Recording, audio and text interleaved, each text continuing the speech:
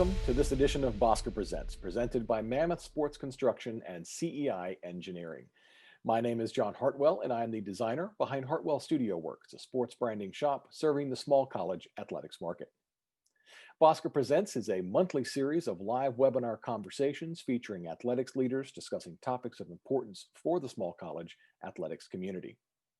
Our topic today is what coaches need from their ADs, with a panel of 3 coaches from around the world of small college athletics, and we'll meet them in just a moment.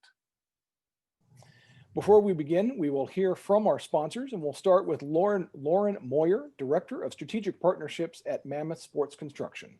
Lauren.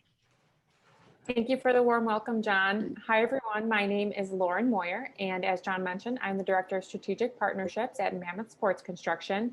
I'm proud to be representing Mammoth today and want to thank you all for joining this call. I also want to thank the Business of Small College Athletics for the work you're doing. I believe we've been a sponsor since its inception, and it's just been a fantastic group to work with. Personally, I'm also really excited to talk with you all today because I come from small college athletics. I played basketball for 4 years at Northern Michigan University, which is a Division II school in the Upper Peninsula of Michigan. After college, I worked professionally in the UW-Madison athletic department and then moved to the nonprofit world to work for Coaches vs. Cancer before Mammoth and I crossed paths. For those of you that don't know, Mammoth is a full-service sports construction company located in Meriden, Kansas. I believe the population of Meriden is less than 1,000, but don't be deceived by our small-town roots.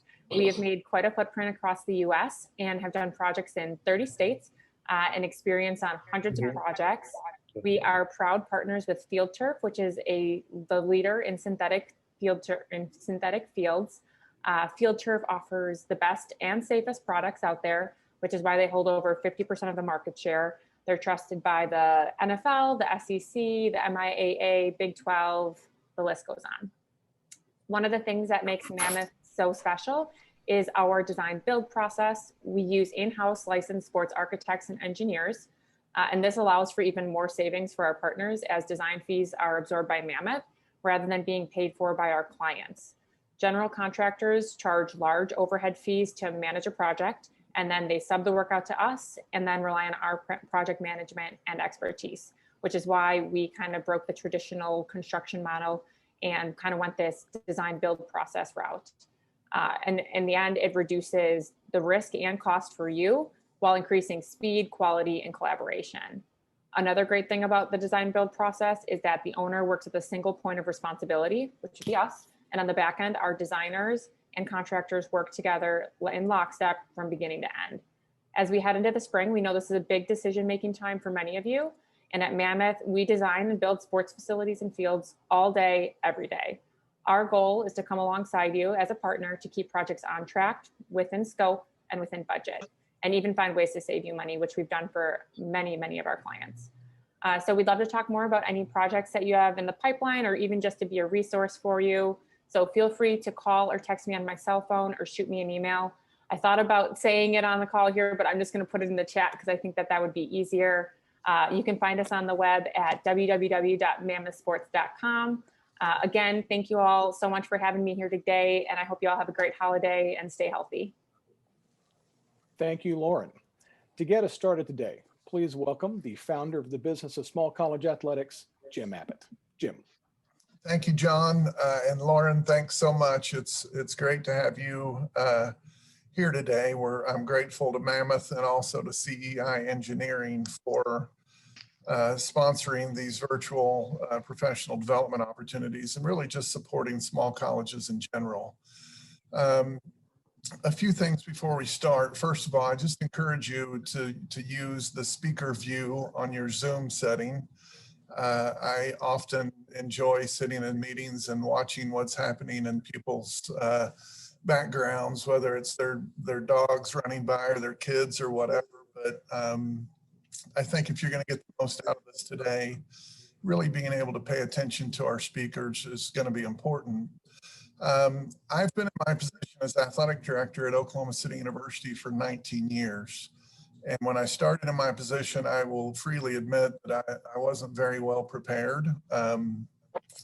As I have gone on in my job, one of the things I did a few years ago is I asked our human resources people to put together an anonymous survey of our coaches. And the reason I did it was I just really wanted to understand whether I was meeting their needs or not. It was very insightful. I wondered why I hadn't thought to do it earlier. And really my entire hope today is that we'll hear from some coaches, and it might help impact the way that you deal with your staff and the way that you work going forward. We're really fortunate to have 3 head coaches that are going to share with us today. First one is HEATHERMACY. Heather is the head women's basketball coach at Greensboro College. Laura Duncan is the women's soccer coach at the University of New Haven. And Mike FEMINIS is the head football coach at St. Xavier University.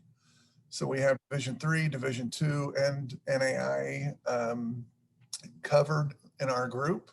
We're going to try to get started now with our first topic, and I'm going to ask HEATHERMACY to lead us off. But the first question that I had really is, what are the 2 or 3 most important expectations that you have as a head coach for your athletic director in terms of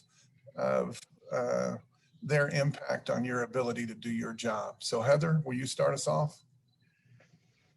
Thank you, Jim, so much for having me. Really honored to be here. I've been told many times when I'm speaking and with the group that I am a truth teller, and I have been a part of college athletics at every level.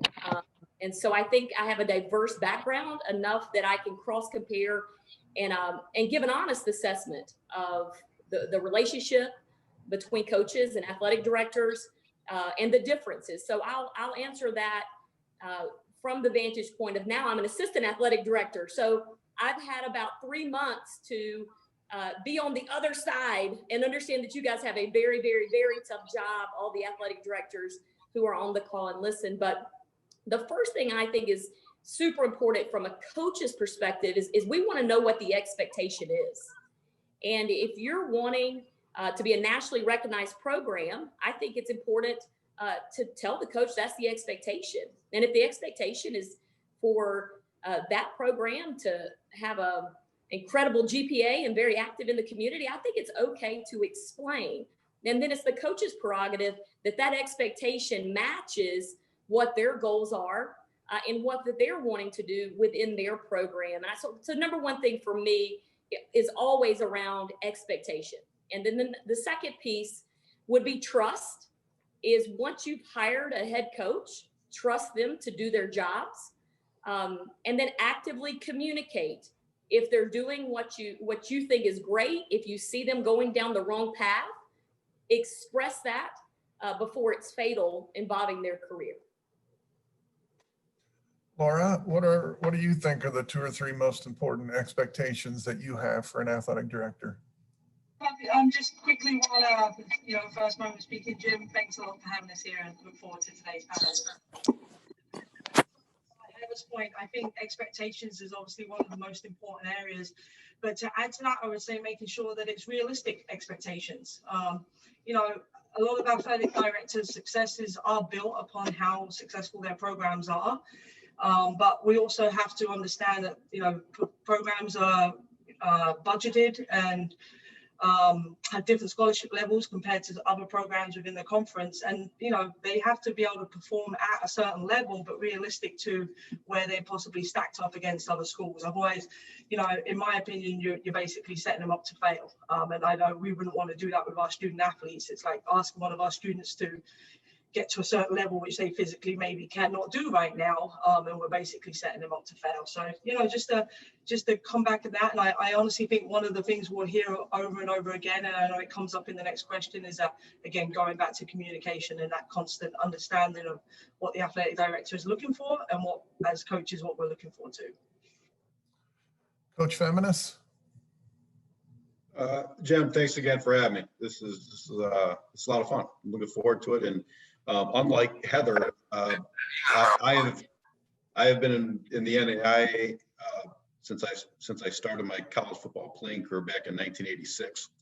So I've been in Catholic schools since I was 6 years old, in grade school, high school, and college, and I've been fortunate to be the head coach at St. Xavier now for 21 years. But again, just piggybacking on what Laura said, is communication's key. That's huge for us as coaches. We want to know the rules. So from our standpoint, from my standpoint, I want to know, how are we packaging kids? Are we on a scholarship average? Are we on a institutional aid package? Can we stack need-based grant? Can we stack merit money, academic money? How are we, when we recruit kids, how are we packaging them? How are we offering them? So on and so forth. What's the housing policy? Do kids have to live on campus? Are they packaged differently than a commuter? So what's my operating budget? How much, do I have to fundraise? And if I'm fundraising, is that fundraising to support my operating budget? Is it to enhance our stadium, our facilities? I just want to know what the rules are, what the expectations are, and then, kind of go from there. Well, all three of you have talked about communication, and I'm really kind of interested to hear, in terms of communication, what are your expectations? Do you guys prefer sort of regular one-on-one meetings? I know Heather at least mentioned trust your coach and kind of turn them loose, but talk a little bit about the specifics of communication, whether it's one-on-one, how often, staff meetings, those kinds of things. And Laura, would you lead us off on this question? Sure. In my personal opinion, I don't really think you can over communicate. I think the issue is sometimes you can under communicate, and that's when some lines can get blurred, or the levels of communication and understanding can get a little bit blurred. When we talk about expectations of athletic directors, and we like to sometimes think that, they have a coaching background, I think this is where communication comes into, where we relate to how we treat our athletes. If every single one of our meetings with our athlete was formal and semi-intimidating, I don't think we'd also be able to build a relationship with those players.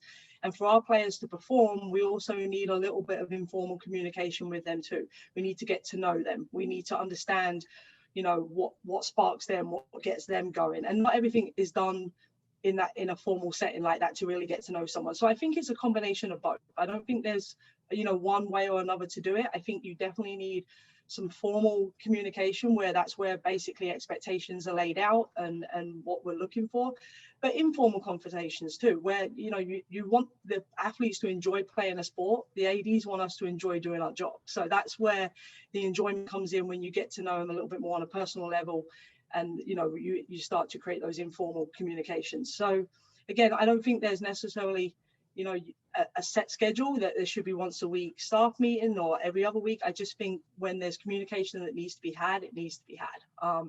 And again, the more the better. I mean, even from our own experience right now, we're transitioning with a new AD, and there hasn't been a lot, we're not physically on campus as much, so there hasn't been as much interaction, but he right now takes the effort just to do a weekly staff meeting. And sometimes it's, it really has lasted 9 minutes. We've timed it and it's lasted 9 minutes, but it really is just to check in, see each other's faces, especially in today where we're not having that personal interaction with each other. Maybe just say, hi, hey coaches, what have you been up to this week? Tell us a story, and then we move on, even if there's no business to be had. But I just think, the more you can communicate, the better at this stage. Coach Feminist, what are your preferences regarding communication? Well, my first thing is I don't like to have meetings just to have meetings. I do like the idea. In the past, we would have maybe 2 or 3 department meetings a semester, once a month or every 6 weeks or so, and a lot of it's just to get everybody together. Because everybody is, you're busy with your season, you're busy with recruiting, everybody's going a million ways, and it's just a way to get everybody together for a brief time. As far as one-on-one meetings and regular one-on-one meetings, I'll be honest with you, with us, our season's in the fall usually. So that's a really, really busy time for me. I'm going to do whatever my athletic director says to me.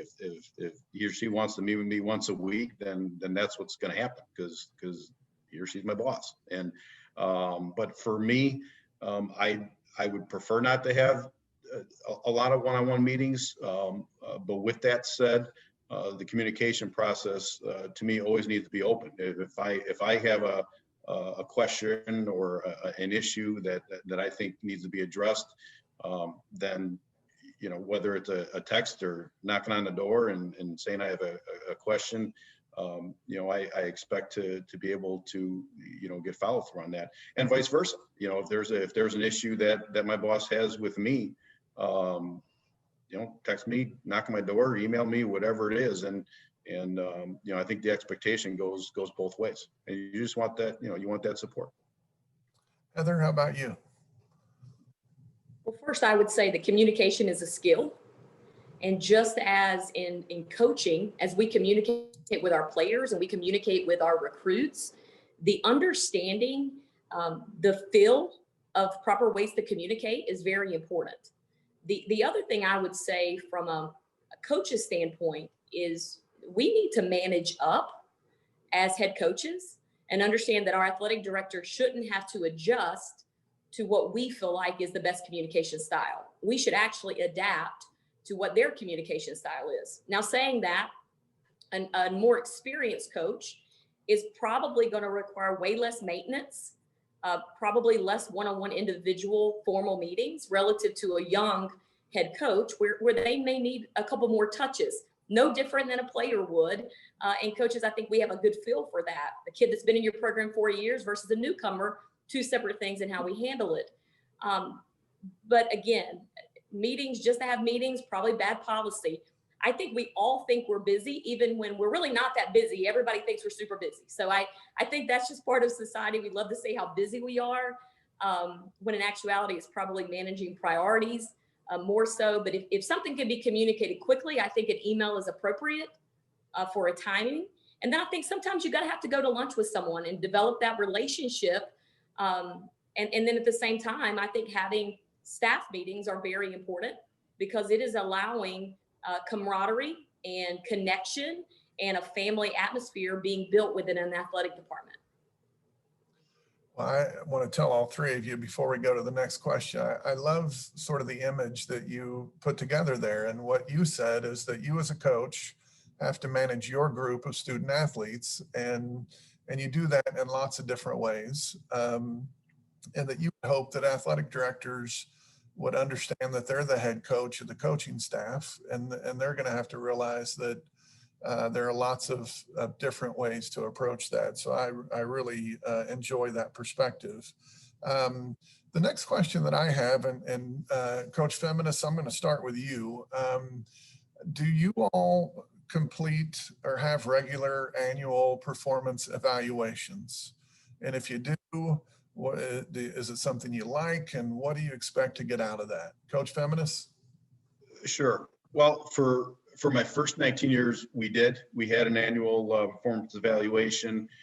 We didn't this past year, and I'm not sure if that was, you know, a COVID related reason, because, you know, everything was so different. We weren't on campus much, but this was the first year in my 20 that we did not have it. I can tell you the style of our previous AD, Bob Hallberg, who some of you may have known. Bob was a great guy. He passed away a year ago of cancer, but he was not a big fan of the performance evaluations. That was kind of a mandate from above, and obviously Bob was great about doing whatever he was mandated to do.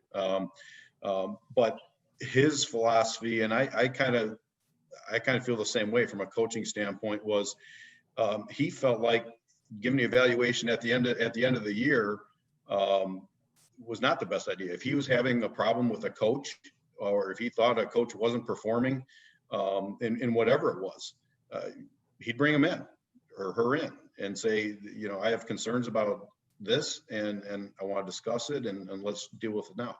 He was more into, you know, if there was a problem or an issue, to dealing with it at that time, versus at the end of the year saying, okay, this is what you did back in July or August. And And I feel the same way. If I have an issue with one of my coaches, I give them a ton of responsibility, but I tell them at our very first meeting that if I have an issue with something, I'm gonna bring you in and we're gonna talk about it and we're gonna hash it out and hopefully we're gonna fix the problem.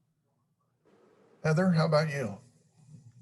Well, I've been at different institutions that have done it multiple ways, but I can tell you the way I would see it is when I had a performance evaluation at the end of the year, I looked at it as the ability to have some face time with my athletic director, to be able to really talk about the inner workings of whether it be the staff or the team or the direction of the program.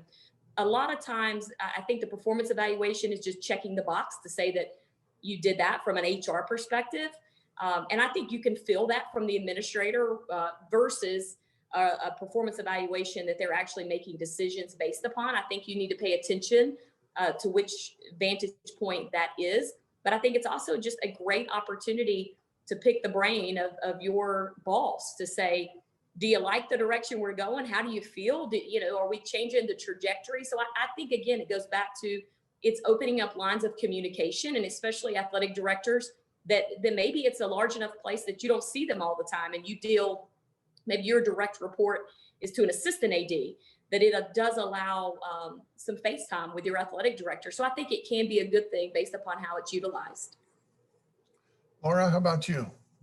Yeah, I mean, I agree with both Heather and Michael. There's definitely pros and cons to both of it. Going back to a coach's perspective on evaluations, we do them obviously with our players at the end of the year.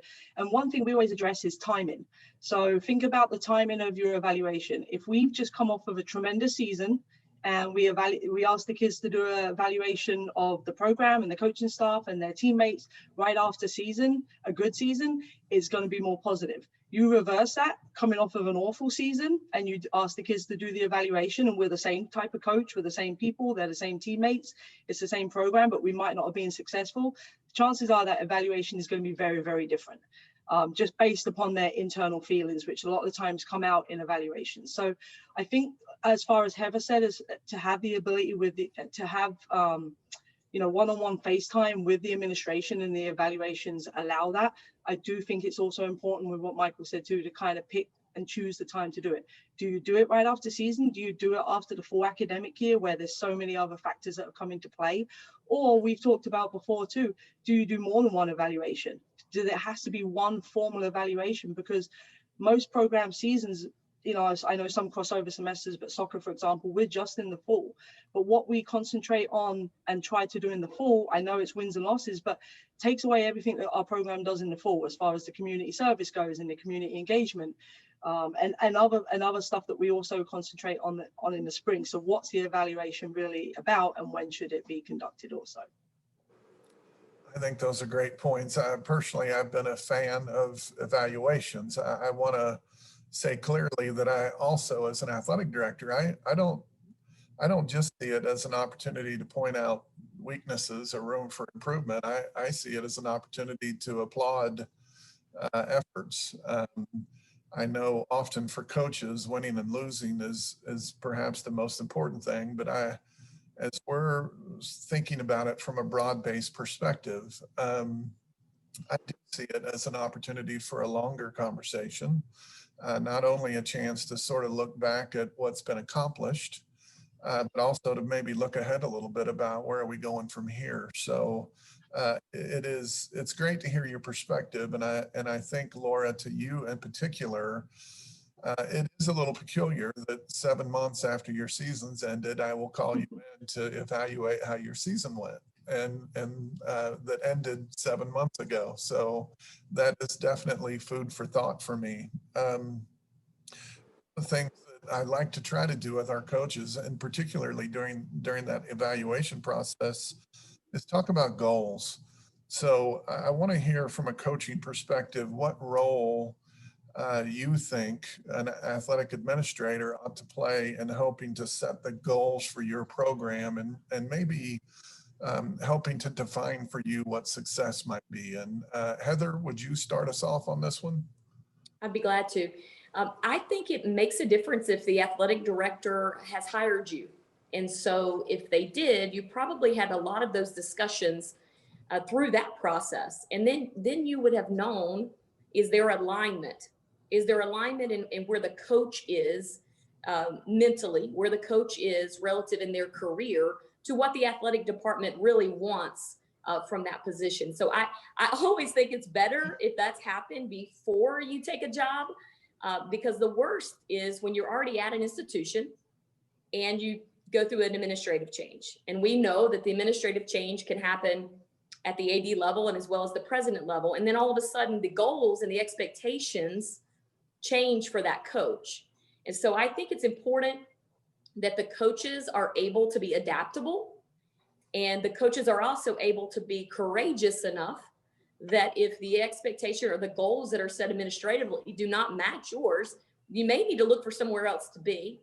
And then also be adaptable enough to know that I took the job under this precedent. I took the job and these were the expectations, these were the goals, and they changed. And are you willing to adapt to the change? I think the worst thing happens is when the coaches are unwilling to adapt to what those goals are. So yes, I would imagine that the coaches are going to need to be very adaptable. That's great, Heather. Laura, what do you think? Yeah, Heather, definitely agree on the part of adaptability. I mean, I think that just comes from coaching anyway, right? I mean, every game we go out there to coach, unfortunately, doesn't always go the way we planned, and we constantly have to think on our toes and adapt to every situation we're in. I think it's important that the athletic administrators do play a role in setting the goals with us. Obviously, as coaches, we all want to win and we have goals to win, but again, it also goes back to realistic expectations. That, again, are they expecting a certain level of achievement out of us that aligns with, one, our conference, two, our region, and two, with us and three, with us nationally? So sometimes as coaches, we go gun to the metal, we want to win, but sometimes the athletic directors are also better at, hey, all right, listen, this is where you sit right now within the conference. This is where you sit regionally, and this is where you sit nationally. So this is what we want from you. Especially, I think sometimes, when it's younger and newer coaches that have come into the department and might not necessarily understand where their program is at. And again, no one wants to be set up to fail, right? So the same thing is going back to, as what I said before, is I also need my athletic director to set goals for me that are just slightly above what I can achieve, because we obviously want to push ourselves, but I also don't want to be sitting here at the end of the season where, I was expected to win a national championship and we're in a level where we can't make the conference playoffs. So I do think, again, having the administration involved in goal setting is very important, but it also goes back down to realistic expectations too. Mike, what are your thoughts? I think Heather and Laura hit on just about everything, and it comes with, and again, when Heather mentioned as a coach, when you get hired by an AD, hopefully you have those answers as far as what their expectations are. As far as how competitive do you want to be? Do you want to be competitive at the conference level, at the regional level, at the national level? You should know that going into a job. But I'll even go one step further. It may not be the athletic administration that decides that. You may have a president of a university that says, I want to have the best small college football program in the country, and you can make a decision to say, okay, we're going to be average in all the other sports, but we're going to be really, really good in football, or we're really, really going to be good in lacrosse, and not so much in the other things. So sometimes a lot of times it goes above the athletic director as far as the expectation of their different teams, but. To me, I just think there should be an expectation where the athletic director is very clear, very transparent on what the expectations are for each sport before before that person's hired. That's terrific. I think we're all looking for that president who wants to be really good at everything. I don't know if anybody knows that person. Well, they're getting harder to find, I'll tell you that, but that just goes to deal with the challenges that we face at small colleges in general. Well, let's talk about challenges that we've had, that you all have had with athletic administrators. And so if you're willing, share some of the challenges that you've had and what could have maybe helped to avoid some of those challenges. And Laura, will you kick us off on this one? Sure.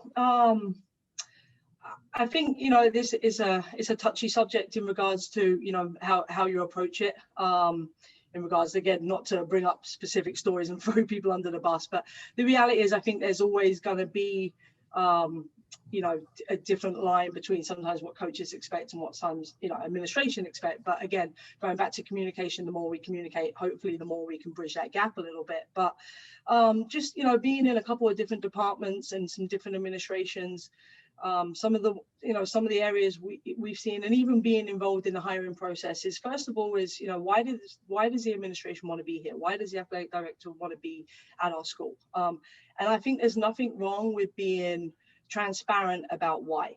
Some of them it could be a first athletic director job at a smaller school and they're looking to move on, which again is okay. They ask coaches that, do you want to be here for 5 years, 10 years, 20 years? And I think the more honest you are in that process, the better understanding you have of each other. So why do they want to be here? Do they want to be here to better the university, or do they want to be here to better themselves? And I think sometimes that is going to create two different types of athletic directors also. So what are they doing to help you versus doing to help themselves? I think there can be a combination of both. Again, going back to them coming in for anywhere from a 3 to 8 year period to achieve something good, make better programs, build buildings, raise money and move on. That's great. We're all at the benefit of that also as coaches, but how do they go about doing that? And again, are they using the coaches to benefit themselves, or are they using the university to benefit themselves? And that sometimes goes down to, integrity too. Who is this athletic director and where have they come from in the past? Again, why are they here? Why they left previous positions? And, if there is a history and a past behind them, how are they now dealing with it? And how are they now, and who are they now when they're our athletic director? Are they who we think they are, or who are they trying to be? So again, everyone's got a side to them, but I really think it's, again, being transparent and being the best version of themselves they can be, so that we can respect them for who they are also. Excellent. Mike, how about you? What are some challenges that you faced, and what could have maybe happened to avoid those challenges? I may be in a little bit more unique situation. I had the same athletic director for 19 years, and we hired a new one a year and a half ago, and again, I think I'll go back to the magic word for everybody here. I think is communication, and I think communication and transparency are the most important things that you would want as a coach, and whether we're talking about competition, competitiveness, whether you're talking about fundraising, what's the expectation there? Am I fundraising just for my program? Fundraising for the entire athletic department? Where's all that money going? Questions that we have as coaches need to be answered. And it doesn't necessarily mean they have to be answered the way we want them to be answered, because again, just like the athletic director has a boss, we have a boss, and you have to respect that. Heather, how about you? Well, I'm going to answer this kind of like I do recruiting. It's always sunny in Greensboro, and it never rains.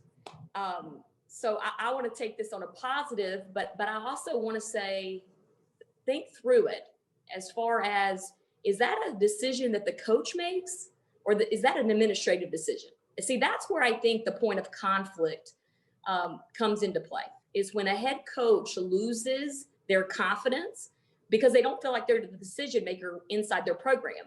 And so when it becomes an administrative-led program, I think the worst thing you can do is have a coach that isn't confident. So as an administrator, having some awareness of things that it needs to be the coach's call, or that's an administrative call. And then the coach is very clear and understands, I need to call my AD before I answer that question. I think that will prevent a ton of conflict, and it will also be a bridge to the gap, because I think when you start getting head coaches and athletic administrators working together and look like they're on the same team, then really in small colleges, you can accomplish so much more. But if you have a division to where you have the head coaches on one side and administrators on the other, you're not going to get anywhere. You cannot fight internally because there's already other odds that are against us. So I believe we've got to pull in the same direction. And when we do, it can always be sunny as far as between the head coach and the athletic directors. I think that's great. I want to remind our audience to utilize the chat if you have questions. We have one or two more topics we're going to discuss, but I really want to hit some of the questions that people out there might have. So please use the chat for that at the bottom of the screen. I'm wondering, I know in my own department, sometimes coaches will go to someone other than me. They may not want to come to the athletic director with a certain issue, and they may go to some of our other administrators. Is that true in your case? And if so, what might some of those issues be, and who might you rely on in those cases? And Mike, I think I'll start with you on this one.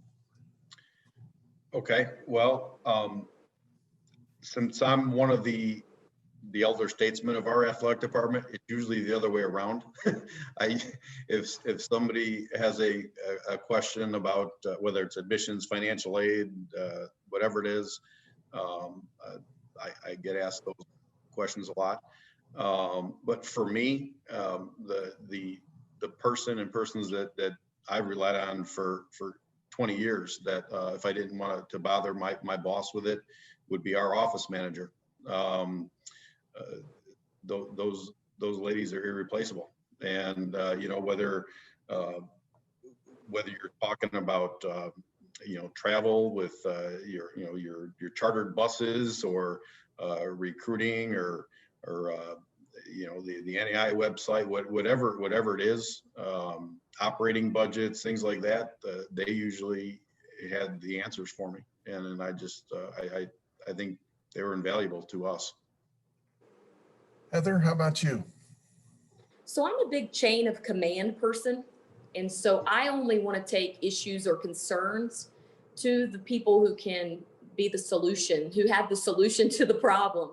And I also want to be very cautious with the dynamics internally in an athletic department, where it's not a gossip, or maybe it's hurting us relative to productivity that day. So I think all coaches should have what I call a kitchen cabinet, which is basically your advisors, your mentors, the people that you lean on within the industry, that you feel like that you can trust. They'll tell you the truth. You have to give them permission to tell the truth. And the reason I term it a kitchen cabinet is because I think you have to have diversity in there.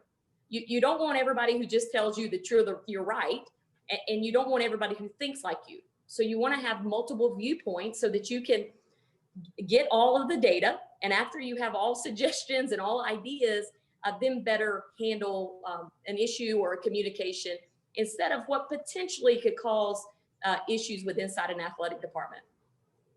That's great. Laura, how about you? Yeah, my lines are very, it's very similar to along the lines of Heather. Two areas for me. One is who can help solve the problem that you have without having to bounce to 2 to 3 different people, whether it's the person who should be in charge of that part, whether it's facilities, travel, whatever the case is. Sometimes it's just easier to go to the person that's going to make your day a little bit easier too. But my other part, to touch a little bit with what Heather said too, is for me, it's my judgment-free zone. Who can I go talk to about an issue or a concern or just advice that then I don't think it's necessarily going to come back to bite me in the butt later? Are they then going to pass on my concerns to someone else, and all of a sudden this is turned into, oh, Coach Duncan has a problem within our program because they've decided to pass our issues on further? Or can we just sit and talk with someone I trust? Again, think will tell me the good, bad, or the ugly, not just what I want to hear, but it kind of stays within us because I went to them as a personal confidant too, versus, it needs to travel amongst the administration. Obviously, if it's a bigger issue, then you would assume anyway, if it's an issue that should go higher up, I'm going to go to the person it really should go to. But just that general day stuff, or, personal advice or program advice, I'm going to my judgment-free person. Okay. I'm going to go to a question from the chat that we've received, and just remind folks, if you have questions you want to pose to the coaches, please put them out there. But this comes from Kim Strable, and Heather, I'm going to start with you, and here's the question. Do you as coaches believe it is part of your responsibility to share in creating your athletic department culture, Or do you believe that's more of the AD's responsibility? If you feel it's important to share the responsibility, how do you go about inspiring your coaching peers? So the question is about building culture within the department and what your role as a coach is in that. Heather, you want to start? Well, first off, Kim Strable's the best AD I've ever worked for. Let me start there, Jim, with that. And what a great question. I hope I can do a decent job answering it. My first thought as I heard that question was, I want to be like the player I want to coach. I think that is a great way to walk into an athletic department every day. Like, don't be the selfish player on your team. Or don't be the player that causes all the behind the scenes problem in the locker room. And so be the player you want to coach as a human being inside an athletic department. I do believe that the culture happens at the top, and it does with my basketball team. So I have a blueprint on how I would like to run my program. I set the culture, and then I recruit players that fit. I talk about fitting the blueprint of what we want to do. And to be a part of this, you have to conform from a staffing as well as from a player perspective. And I would imagine, I've never been an athletic director to where I was, in charge of that. But my initial gut instinct is the standards, the core values, they are set at the top. And then the head coaches, we need to be good players in that to help build a strong culture within that athletic department. Laura? Yeah, I go back to it. I mean, absolutely. To start with, we need to be responsible for carrying out the culture that the AD is looking to set. And I go back to using the word captain, right? So, we have the athletic director who's the head coach, and he picks captains, and that's his coaches. And as coaches, we pick captains of our team who we think can bridge the gap between ourselves and our players, that kind of help carry our expectations, our culture, like Heather said, the blueprint into the players. Because, as coaches, we obviously have a lot of influence over our players, but sometimes a player has more influence on a player also, because they're with each other, they're their actual peers. So we need to pick the right captain that is going to carry our message forward to our players when we're not present, exactly as the athletic director does. When he is not present, or the administration is not present, as their captains, we are continuing his culture or whatever it is they're looking for amongst our assistant coaches and our peer coaches and external people that, work in athletics. I mean, we're going bigger. We work with, financial aid, you work with people from admissions. I mean, I think it's important that everybody is part of the same blueprint. Admissions help us bring players in, but we need them to bring the right ones in also. So again, we need to be very transparent with admissions people. These are the type of people we're looking to come to school here. Here's our grades, here's our GPAs, here's our backgrounds, here's our extra credit, and so forth. So yeah, without a doubt, I mean, I think it's a full responsibility, but it does need to stem from the top. Mike, how about you? I do think it needs to start from the top. I think it needs complete buy-in from all the coaches. I know from my standpoint, I always felt this way because, football is obviously the most visible sport of any. So because of the roster size and the interest level and things like that. So we talk to our players all the time about, make sure you understand when you're making decisions, you're representing not only yourself and your family, but our athletic department, our program, and the university. And it really, in my way of thinking, it's always started with us. With the football program. So if we were doing things the right way, if we had certain expectations of our players, for me, I always felt like it kind of trickled down to the rest of the sports teams, because everybody was watching us and how we did things and how we conduct ourselves. So I've always taken it personal to make sure that we're doing things the right way and we're creating the right culture within our own team. And hopefully, that transparency is seen and done with the other sports teams. Yeah, I think that's great. I think one of the challenges that I see sometimes is just as much as I want our staff to be all for one and one for all, the reality is that the soccer coach's job is not impacted by a successful baseball season. And the baseball coach's job is not impacted based on what's happening in women's basketball. And as much as I feel like I want to make sure we're all in it together and we all support one another, I kind of come to that realization that your livelihood depends on your team and the actions of your team. And what I want to try to do culturally, I just think culture are those little things that you do every day. And for me, they've got to be pointed toward the mission of the university. And my job as the athletic director is to make sure that we don't stray from that. One of the things we talk about around here often is earning it. That it doesn't matter what you've done before. We got to show up every day and earn it. And I don't know, I hope that has kind of filled the culture of our athletic department and the way we approach things. But I will tell you, and my next question, which I think will be the last here, comes with dealing with change. So we've talked, Laura talked earlier about wanting athletic directors to be honest. Are you here for the long run? Are you here looking to go to your next job? But a big challenge for all of us is that sometimes the rules change. I have coaches on my staff who have been here 30 years. I've been here 19. And for many of those coaches 30 years ago, really their only priority was to win. And we did that pretty well. But more so as time has gone on, we have really faced some changes that make winning harder. I'll just say it bluntly.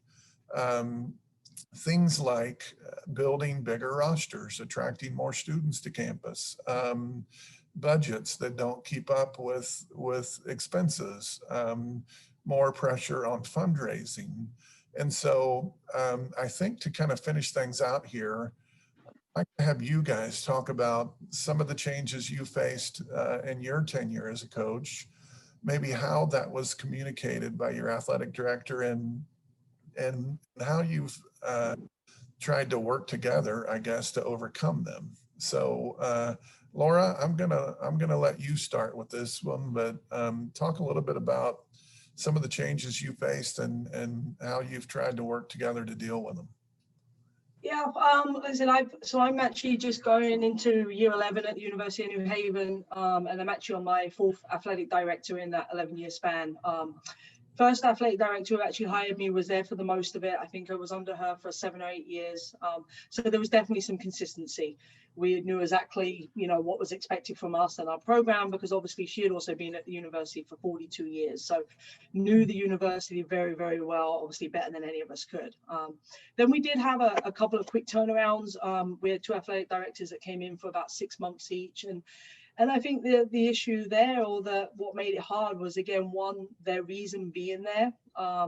2, a little bit their lack of knowledge of what the University of New Haven was about and what we were able to achieve and what the mission of the university stood for. And now, we're on our 4th, who is, like I said before, has kind of come in with a pretty clear picture.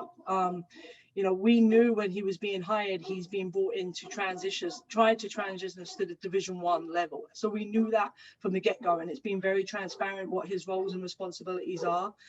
He's been very open about it, and he knows what his goal and time frame is and what he's here to achieve. And obviously, if he achieves what he's being hired to do, we're going to be better off, right? But we've all been given that option. Hey, you're coming along for the ride or you're not, versus kind of this happening behind us and kind of keeping us in the dark, or as if we weren't really knowing what was going on. But what I think has been so beneficial was from basically the day he was hired, it was made, public in an announcement.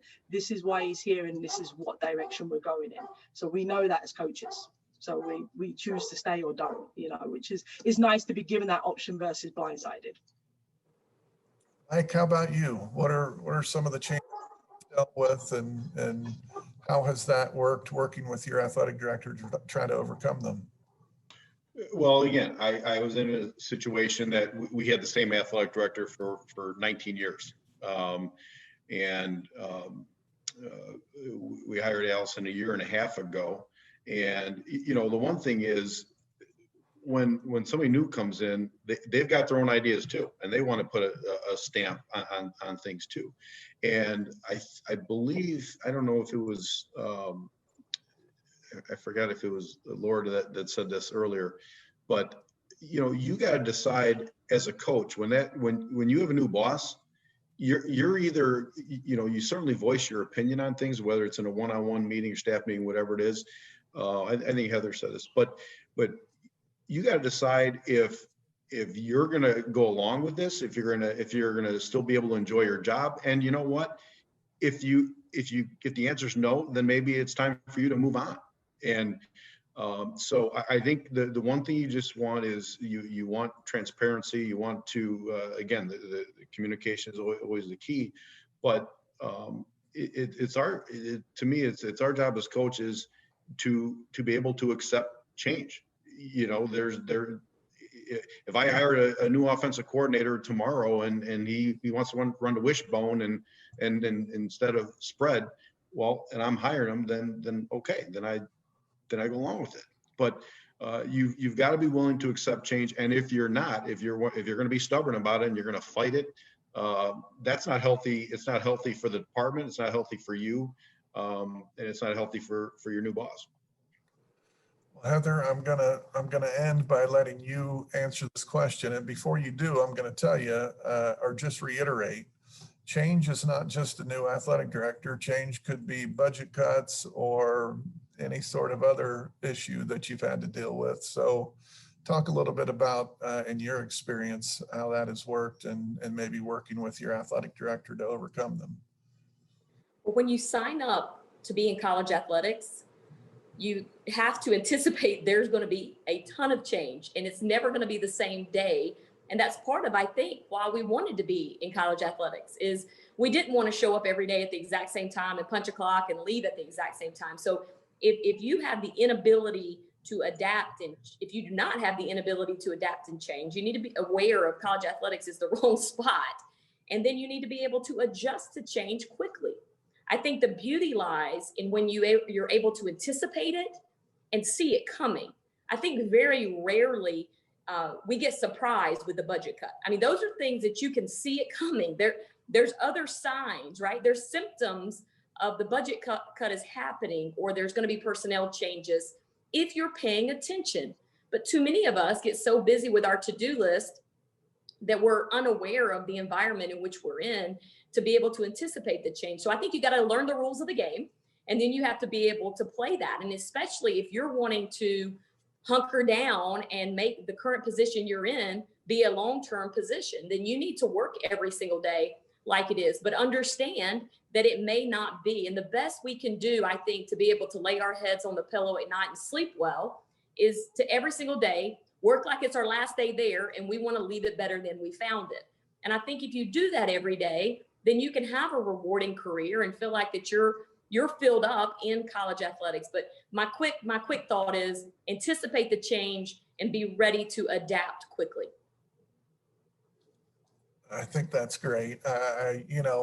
Now more than ever, we are dealing with change. We're all taking our temperature every day, and we're figuring out when we can come to campus and can't come to campus. And I agree that there are some things that you can anticipate and deal with. I've got one more question here, if I can get to it. Let me see. We've got about 5 minutes, so let's see if we can do this. Okay, this comes from David Wilson. I'm part of a relatively new administrative staff now in our second year. We're looking at changing an old model for scholarship allocation. We have non-competitive programs receiving more money than historic powerhouse programs. How do we effectively communicate to all our coaches what we feel are necessary changes to give our winning programs the funds they need, while scaling back funds for programs that are not meeting expectations? All right, Laura, this sounds like this is up your alley a little bit. I'm gonna start with you and see if you can. How should an AD communicate to their staff changes in scholarship models? You're muted. Sorry about that. My dogs were barking in the background, so I had to mute myself. Yeah, you know, like I said, I think at the end of the day, it still just comes down to communication. I need to hear if there's any changes, positive or negative, for my scholarship budget, that I need to hear it from my AD before I hear it from anybody else. And I think that sometimes, like you said, as Heather said, right, we've got to expect change, whether it is good or bad. But I think what happens more often due to lack of communication, sometimes we hear about those changes from people that we shouldn't actually hear it from. Like, I'm going to hear from another coach that my program's getting, you know, adjusted in some way before I hear it from the administration. And why is that? Because, you know, somebody's talking to somebody because somebody's talking to somebody. So, which we know happens. But again, I just think, you know, if it's especially information that is negatively going to impact a program, it needs to come from the top source before anybody else hears it. I think that's great. Heather or Mike, do you have an opinion on that? I'll go Heather. I agree. Again, I think it gets back into transparency, and I think the athletic director owes that to his or her coaches. And again, at St. Xavier, I don't know how it is at the other schools. Is you know, we had tiers. We had 3 different tiers of teams, and Bob was very transparent about that. You know, and these were. There's this program that the goal was to compete at the national level. There was another tier that they wanted to compete at the conference or regional level, and then there's another tier that it was more important to make sure you met your recruiting goals and you're going to get enough scholarship money to be competitive, but probably not compete at the national level. And as to me, again, it's all about what, as a coach, you just want to know the rules, and going into that job, if you don't like those rules, if you don't like those expectations, then maybe it's not the place for you. But again, you're just looking for transparency. Heather, do you have a quick comment? Well, you know, if you're going to have a tough conversation with a coach, you can at least take them to a steak dinner, buy them a beer or something, right? Before you have to lay that news out. But it is, in all seriousness, I mean, I think it is about the way you present it to the coach. And especially if, as an athletic director, it's a coach you want to retain. I think it's much different if it's a coach that you'd like to make a change with. But if you want to keep that coach there, you know, I think that there's compromise. I think it's been presentation and how you're breaking the news. And maybe there's some other area that you can help their program out with relative to where you just decreased it in another area. Yeah, those are all great points. I'll just say, in my case, we haven't really taken that approach so much as we have had cuts to our scholarship budget. And so the way that I did it is I discussed it with our group of coaches. I discussed it with our entire staff. And then I met individually with coaches to make sure they understood what position, where they were going to be. And I'm aware when that occurs that's a big change, that a coach could say, look, that's not what I signed up for. And may make the decision at that point that I want to go somewhere else that I perceive to give me a better opportunity. I don't want that to happen, but I agree with each of you. I think what each of you said is this is where communication is important, and it's not the kind of thing that you sneak around on. It's the kind of thing that you got to meet in a straightforward way, knowing, unfortunately, and this is often the case for administrators and coaches, unfortunately, you know, oftentimes what you're communicating is not going to be what somebody wants to hear. It's part of the job. Well, an hour has flown by, and I sort of feel like I've had the chance to hang out with these guys a couple of other times and exchange some emails. And let me just tell you what most of you out there already know. We'd all like to have a HEATHERMACY or Laura Duncan or Mike FEMINIS on our staff. Veteran coaches who have been there and done that. And so as we kind of close today, I want to thank you guys so much for your time and for sharing your insight. I have certainly grown, and I know that our group has as well. I want to wish everyone happy holidays and enjoy Christmas coming up. And We'll be back again in January for another BOSCA Presents session. And finally, thanks again to Mammoth Construction and CEI Engineering for hosting today's event. Thanks so much for being with us.